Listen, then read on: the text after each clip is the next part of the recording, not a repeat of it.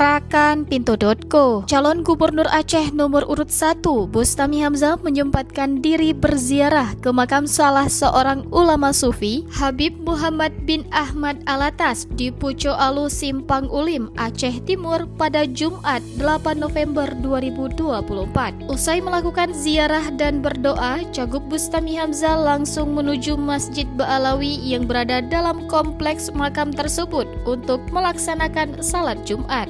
Ratusan jamaah salat Jumat yang sudah menunggu di pekarangan dan teras masjid langsung menyerbu Cagup Bustami untuk minta foto bersama. Dengan penuh senyum dan suasana keakraban, Cagup Bustami Hamzah melayani permintaan warga tersebut. Dilanjutkan dengan minum kopi bersama di kios kopi yang berada dalam kompleks masjid di sisi kanan samping makam Habib Muhammad. Suasana ngopi siang berlangsung penuh keakraban dan sesekali Cagup Bustami mengeluarkan joke yang membuat warga ketawa lepas bersama. Bustami turut didampingi Ketua Partai PAS, Tubul Kaini, Marhaban Makam, Sayyid Ali dan Mukhtar Daud alias Keciktar. Habib Muhammad bin Ahmad Alatas merupakan ulama sufi yang sempat merantau ke Arab Saudi dan Yaman.